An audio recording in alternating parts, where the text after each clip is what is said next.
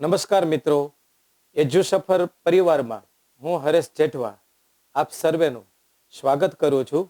મિત્રો, અંગ્રેજી બોલવામાં કે લખવામાં સૌથી વધારે એસવીઓ સૂત્ર છે એનો ઉપયોગ કરવામાં આવે છે. એસવીઓ સૂત્ર એટલે એસ એના માટે શબ્દ છે સબ્જેક્ટ,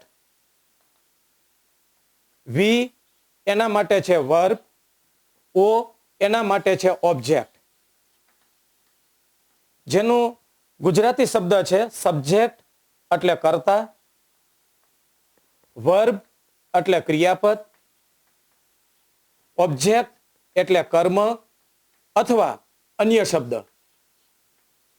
મિત્રો, આ એક જ શબ્દ ઉપરથી, એક જ સૂત્ર ઉપરથી તમે અંગ્રેજીમાં વાતચીત કરી શકો છો.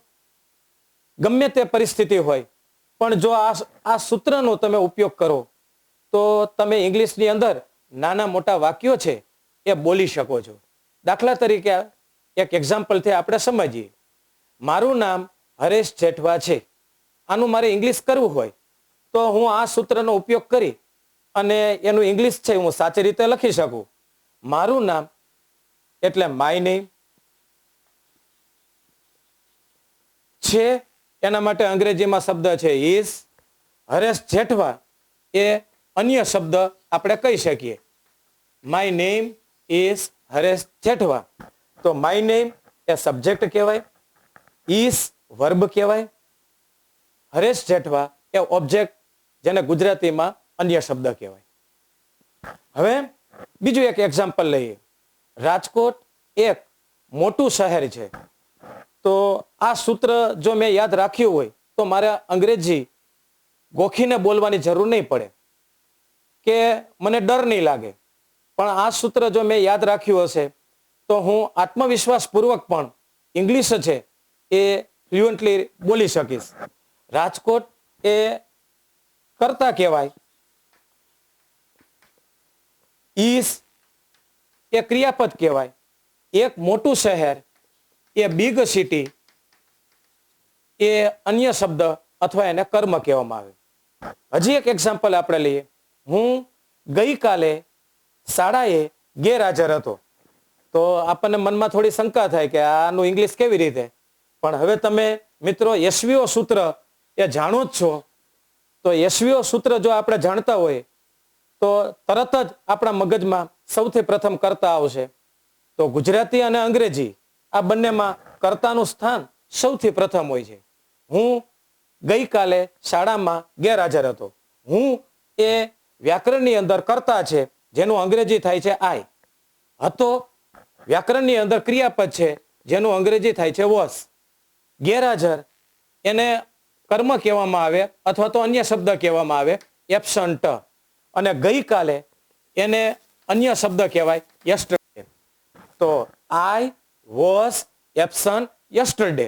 હું ગઈકાલે ગેરહાજર હતો.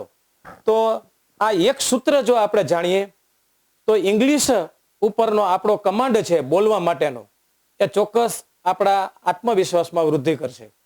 અને મિત્રો, આ એક સૂત્ર એટલું આપણને ઉપયોગમાં આવે ઇંગ્લિશ શીખવામાં પણ, કે નાના મોટા નિબંધ છે, લેટર રાઇટિંગ છે, રિપોર્ટ રાઇટિંગ છે, કે ટેક્સ્ટમાંથી કોઈ શોર્ટ નોટ પૂછાતી હોય તો બધા જ વાક્યો આપણે ગોખી શકવાના નથી. પણ જો આપણે આ સૂત્ર જાણતા હશું, કર્તા, ક્રિયાપદ, કર્મ અથવા અન્ય શબ્દ, જેને ટૂંકમાં આપણે એસવીઓ કહેવાય, એ સૂત્ર જો આપણે જાણતા હશું તો એ નિબંધ છે, શોર્ટ નોટ છે, મોટા પ્રશ્નો છે, એ બધું જ આપણે લખી શકશું. મિત્રો, આ એક સૂત્ર છે, એની તમે શક્ય હોય એટલી તમારા આસપાસના વાતાવરણમાં પણ એનો ઉપયોગ કરો. દાખલા તરીકે હું મારા ઘરે બેઠો છું અને મારા ઘરની આસપાસ કોઈ નાની મોટી વસ્તુ છે, એનું મારે અંગ્રેજી કરવું છે, તો મારી પાસે હવે આ સૂત્ર છે. દાખલા તરીકે હું એક ડ્રોઈંગ રૂમમાં બેઠો છું ને હું એમ કહું કે ભાઈ પેલું એક ટીવી છે. હવે એનું મારે ઇંગ્લિશ કરવું છે તો સૌથી પહેલા હું કર્તા મૂકીશ, એટલે ધેટ એ કર્તા છે. પછી ઇઝ એ ક્રિયાપદ છે, એક ટીવી એ ટીવી. તો આખું વાક્ય આ પ્રમાણે બનશે, ધેટ ઇઝ એ ટીવી. તો એ વાક્ય છે એ તમે ફ્લુઅન્ટલી બોલી શકો. મારા ઘરને બે બારી છે, તો મારા ઘરને તો માય હાઉસ એ કર્તા કહેવાય છે. તો એના માટે અહીંયા અંગ્રેજીમાં ઇઝ નહીં વાપરવાનું, માલિકી સૂચવે છે એટલે હેઝ વાપરવાનું. માય હાઉસ હેઝ 2 બારી, 2 વિન્ડોઝ, તો એને આપણે કર્મ અથવા અન્ય શબ્દ કહેવાય. My house has 2 Windows. હું દરરોજ ટીવી જોઉં છું, તો મારે એનું ઇંગ્લિશ કરવું હોય તો આપણે ગોખવાની જરૂર નથી. આપણે આ એક સૂત્ર જ યાદ રાખીએ, સબ્જેક્ટ, વર્બ અને ઓબ્જેક્ટ. તો હું એટલે આય, જોઉં છું એટલે વોચ, અ ટીવી, પછી અન્ય શબ્દ દરરોજ, ડેઈલી. આઈ વોચ ટીવી ડેઈલી. આઈ વોચ ટીવી ડેઈલી. મારો ભાઈ દરરોજ શાળાએ જાય છે. તો આપણને એમ અત્યાર સુધી એમ લાગતું હતું કે ભાઈ મને આ ઇંગ્લિશ ના આવડે, પણ હવે મારી પાસે આ સૂત્ર છે તો તરત જ હું સૌથી પહેલા સબ્જેક્ટ મૂકીશ, પછી વર્બ મૂકીશ, પછી ઓબ્જેક્ટ મૂકીશ. માય બ્રધર એ સબ્જેક્ટ કહેવાય, જાય છે એને ક્રિયાપદ કહેવાય, જે ઇંગ્લિશની અંદર વર્બ છે. My brother Gauss. પછી શાળાએ ટુ સ્કૂલ, દરરોજ, every day. My brother Gauss to school every day.